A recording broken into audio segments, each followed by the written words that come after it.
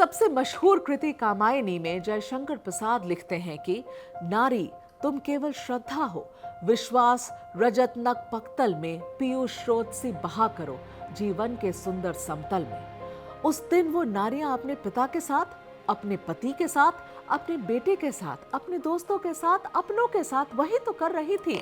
पहाड़ की ऊंचाइयों पर बने चारों तरफ चीड़ देवदार के पेड़ों से घिरे उस सुंदर समतल घास के मैदान में पूरी श्रद्धा और विश्वास के साथ मौजूद थीं। लेकिन कुछ आतंकी आए, पहले उन महिलाओं को पुरुषों से अलग किया, फिर हिंदुओं को मुसलमानों से अलग किया और एक के बाद एक गोलियां चलाते हुए 26 लोगों को मार दिया। तिस पर भी मन नहीं भरा तो महिलाओं से कह दिया, जाओ मोदी को बता देना। और फिर तारीख आई 7 मई 2025। इस वारदात के ठीक 15 दिन बाद फिर से महिलाएं दिखी, उसी श्रद्धा और विश्वास के साथ दिखी। उन्हें ना सिर्फ हमने देखा बल्कि पूरी दुनिया ने देखा, और जब देखा तो ये भी देखा कि उन दोनों महिलाओं के बीच एक पुरुष भी मौजूद था। ये भी देखा कि उन दोनों महिलाओं में एक हिंदू थी तो एक मुसलमान भी। और फिर उन दोनों महिलाओं ने बोलना शुरू किया बारी बारी, और उनकी उस आवाज में समरे च दुर्गा प्रलय च काली वाला स्वरूप था। हर एक शब्द में इतना वजन कि उसे ना तो वो आतंकी संभाल पाए जिन्होंने महिलाओं को कमजोर समझा था, और ना ही उनके वो आका जिन्होंने वो वहशत के बीच भी धर्म के फासले पैदा करने की कोशिश की थी। इन दो महिलाओं कर्नल सोफिया कुरैशी और विंग कमांडर व्योमिका सिंह ने धर्म पूछने वालों को धर्म नहीं राजधर्म बताया। महिला पुरुष में भेद करने वालों को महिलाओं की ताकत भी बताई, वही ताकत जिसका लोहा पूरी दुनिया मान रही है। ऑपरेशन सिंदूर की ताकत, जिस पर सवाल उठाने की हैसियत अब किसी की भी नहीं रह गई।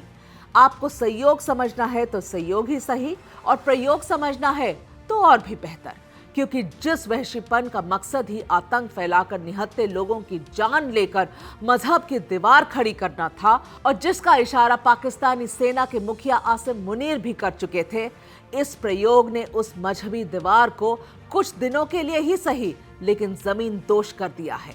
और ये मजहबी दीवार सिर्फ पाकिस्तानी आतंकियों के लिए ही नहीं टूटी है, उनके लिए भी दरक गई है जो जाने अनजाने उन्हीं आतंकियों के मंसूबों को पूरा करने में लगे हुए थे।